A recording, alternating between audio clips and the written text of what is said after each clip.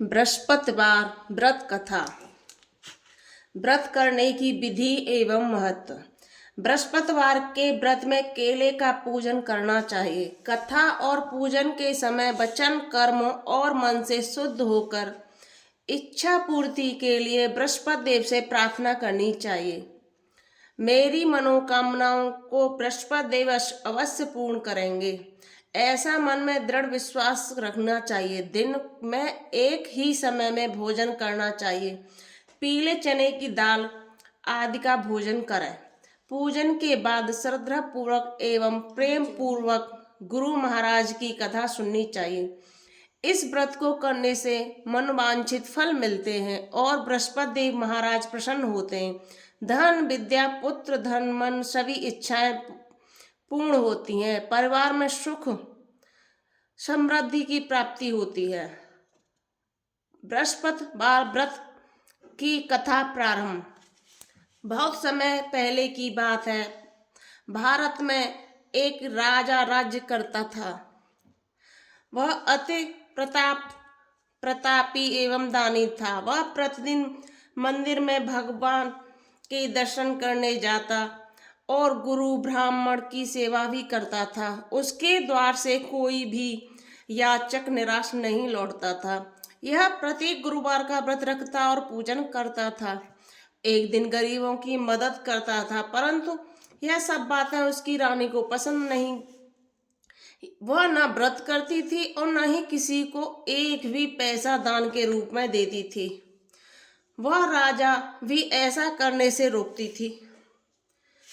एक समय की बात है, जब राजा शिकार खेलने बन गए थे। महल में सिर्फ रानी और दासी थी। उस समय गुरु बृहस्पति साधु का रूप धारण कर राजा के दरवाजे पर भिक्षा मांगने आए। साधु ने रानी से भिक्षा मांगी और वह कहने लगे, हे साधु महाराज, मैं इस दान पुण्य से तंग आ गई हूँ। इस काम के लिए तो मेरे पति देव ही बहुत हैं। अब आप ऐसी कृपा करें कि सारा धन नष्ट हो जाए तथा मैं आराम से रह सकूं। साधु के भेष में रहे बृहस्पति देव ने कहा, हे देवी, तुम अति विचित्र हो। संतान और धन से कोई दुखी नहीं होता, सभी इसे चाहते हैं। पापी भी पुत्र और धन की इच्छा करता है। अगर तुम्हारे पास धन बहुत है तो भूखों को भोजन कराओ, ब्राह्मणों को दान दो, प्याऊ लगवाओ, धर्मशालाएं बनवाओ, कुआं, तालाब, बावड़ी, बाग, बगीचे आदि बनवाओ तथा निर्धन की कुंवारी कन्याओं का विवाह कराओ। साथ ही यज्ञ करो। इस प्रकार के कर्मों में अब आपके कुल का एवं आपका नाम लोक परलोक में सिद्ध होगा एवं स्वर्ग की प्राप्ति होगी। किंतु मूर्ख रानी साधु की इन बातों से खुश नहीं हुई। वह बोली, हे साधु महाराज, मुझे ऐसी संपत्ति की आवश्यकता नहीं है जो मेरे काम न आए, जिसको मैं अन्य लोगों में दान दूं, जिसको रखने और संभालने में ही मेरा सारा समय नष्ट हो जाए।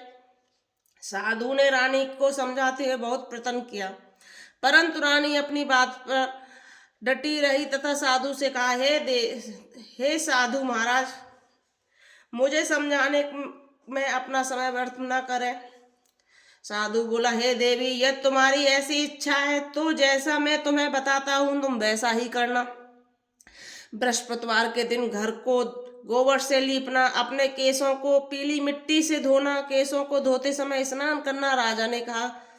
राजा से कहा कि वह भी हजामत करवाए। भोजन में मांस मदिरा खाना, कपड़े धोबी के हाथ धुलवाना। इस तरह के 7 बृहस्पतिवार से निरंतर से तुम्हारा सारा धन नष्ट हो जाएगा। यह कहकर साधु महाराज अंतर्ध्यान हो गए, क्योंकि वह तो बृहस्पति गुरुदेव थे।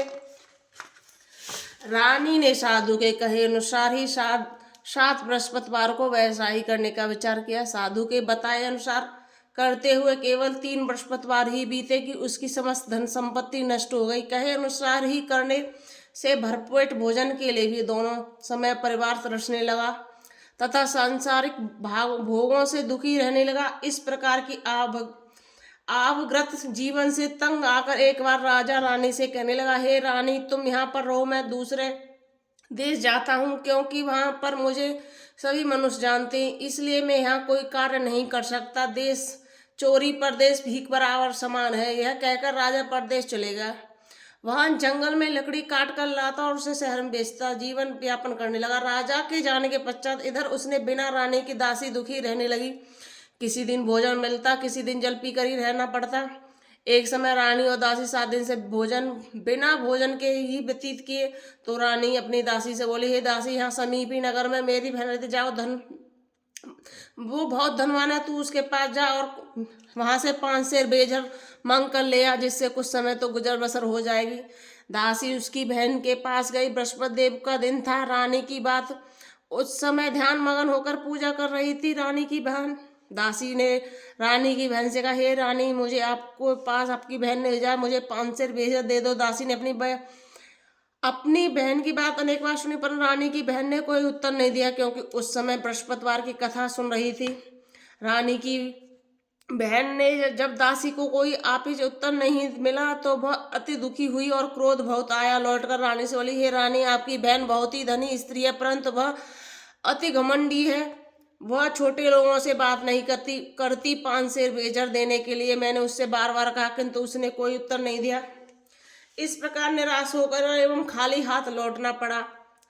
रानी बोली, हे दासी, इसमें मेरी बहन की किसी प्रकार का कोई दोष नहीं है। जब बुरे दिन आते हैं तब सारा दिन सहारा नहीं देता, अपने पराये हो जाते हैं और बुरे का ज्ञान विपत्ति में ही पता चलता है। जो ईश्वर की इच्छा होगी वही होगा, यह सब हमारे भाग्य का दोष है। उधर पूजा समाप्त होने के पश्चात रानी की बहन ने सोचा कि मेरी बहन की दासी आई थी, परंतु मैंने उसकी कोई उत्तर नहीं दिया। इससे वह दुखी हुई। कथा सुनकर तथा विष्णु भगवान का प्रसाद ग्रहण कर वो अपनी बहन के घर गई तथा बोली, बहन, मैं बृहस्पतिवार का व्रत कर रही थी, तुम्हारी दासी आई थी, परंतु कथा समाप्त होने से पूर्व नहीं उठते और ना ही बोलते हैं, इसलिए मैंने नहीं बोली। बताओ दासी, किस कार्य से मेरे पास आई? रानी बोली, बहन, हमारे पास अनाज नहीं था तथा राजा परदेश गए हुए। वैसे तो तुमसे कोई बात छुपी ही नहीं, कारण मेरी दासी के तुम्हारे पास 5 शेर बेजर के लिए भेजा था। इस पर रानी बोली, हे बहन, बृहस्पतिवार का व्रत सबको मन वांछित फल देखा, देखो शायद तुम्हारे घर में किसी कोने में अनाज रखा हो। यह सुनकर रानी की बहन की बातों में विस्मित हो गई। दासी घर के अंदर गई तो उसे एक घड़ा बेजर से भरा हुआ मिला। उस समय आश्चर्य हुआ, क्योंकि अनुसार घर के में एक बर्तन में अन्न से खाली था। इसके बाहर आकर रानी का सारा वृतांत बताया। दासी अपनी रानी से कहने लगी, हे रानी, देखो, वैसे तो हमको जब अन्न नहीं मिला तो हम भी यह व्रत का समान है। अगर इस व्रत और विधि तथा कथा अब पूछ ली जाए तो बृहस्पति की व्रत हम भी करेंगे। और फिर दासी कहने लगी, रानी, अपनी बहन से बृहस्पतिवार का व्रत, पूजा विधि एवं नियम के बारे में विस्तार से पूछो। उन्होंने बताया, जो बृहस्पतिवार का व्रत वह चने की दाल और मुनक्का के साथ विष्णु भगवान के केले की जड़ में पूजन कर दीपक जलाता है, पीले भोजन करता है, पीले वस्त्र धारण करता तथा प्रेम पूर्वक बृहस्पतिवार भगवान की कथा सुनता है। इस प्रकार करने से गुरु भगवान उसके भक्त से प्रसन्न होते हैं, धन अन्न पुत्र देते हैं, मनोवांछित मनोकामना पूर्ण करते हैं। व्रत एवं पूजन की विधि बताकर रानी की बहन अपने घर लौट गई। तत्पश्चात रानी और दासी दोनों ने निश्चय किया कि बृहस्पति देव भगवान का व्रत एवं पूजन जरूर करेंगे। 7 दिन के पश्चात जब बृहस्पतिवार आया तो दोनों ने व्रत किया। दासी घुड़साल से जाकर चना और गुड़ बीन लाई और उसी दाल को बनाकर केले की जड़ में विष्णु भगवान का पूजन किया। जब भोजन पीला कहाँ से आया यह सोचकर दोनों बहुत दुखी हुई, परंतु उन्होंने व्रत किया था, इसलिए बृहस्पति देव भगवान उनसे प्रसन्न थे। एक साधारण व्यक्ति के रूप में दोनों 2 थालों में सुंदर पीला भोजन लेकर आए और दासी कहा, हे दासी, यह भोजन तुम्हारे और रानी के लिए, तुम दोनों ही इसे ग्रहण करना। दासी भोजन पाकर अति प्रसन्न हुई और रानी से बोली, हे रानी, भोजन कर लो। रानी भोजन के लिए विषय में कुछ पता नहीं, इसलिए वो दासी से बोली, जा तू ही भोजन, क्योंकि व्रत में हमारी हंसी उड़ाती है। दासी बोली, हे रानी, एक व्यक्ति भोजन दे गया है, रानी वह भोजन तेरे लिए ही दे गया है, इसलिए तू ही भोजन कर। दासी ने कहा, हे रानी, वह व्यक्ति हम दोनों के लिए दे के गया है, अतः मैं और आप दोनों ही साथ साथ भोजन करेंगी। दोनों ने गुरु भगवान को धन्यवाद एवं नमस्कार कर भोजन प्रारंभ किया। उसके बाद दोनों प्रत्येक बृहस्पतिवार को गुरु भगवान का व्रत और पूजन करने लगी।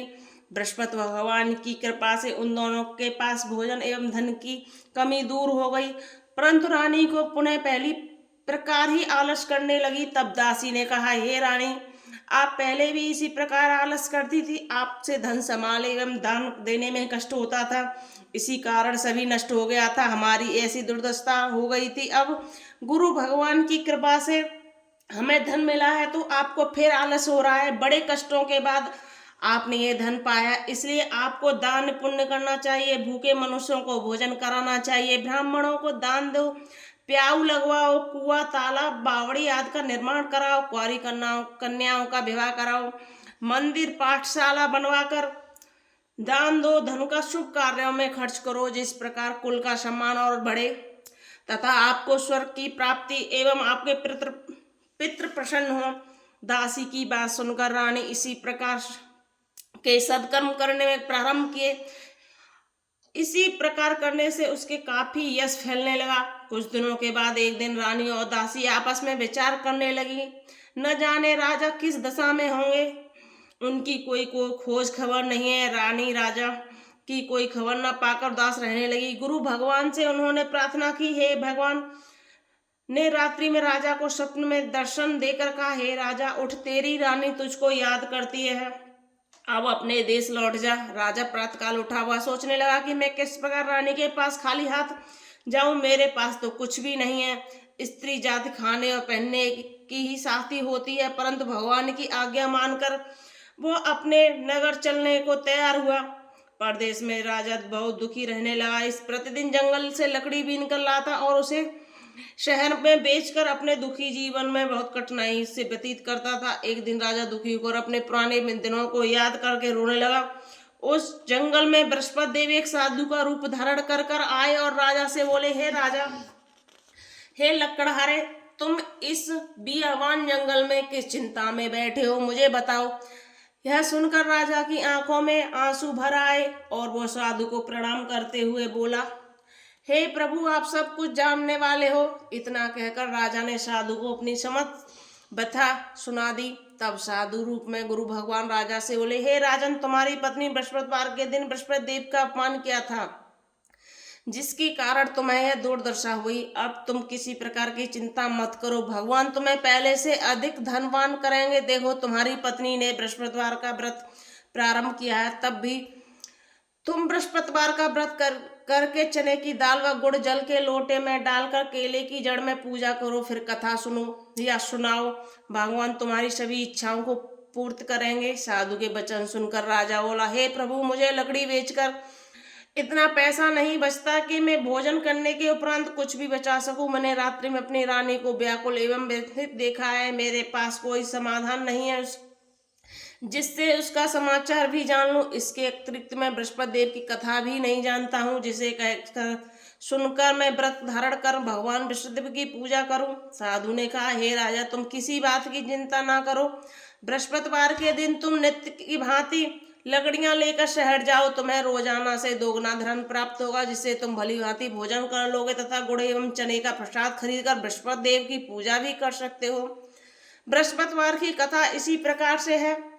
बृहस्पति देव की कहानी। प्राचीन समय में एक बहुत ही निर्धन ब्राह्मण, उसके कोई संतान नहीं थी। ब्राह्मण नित्य पूजा पाठ करता,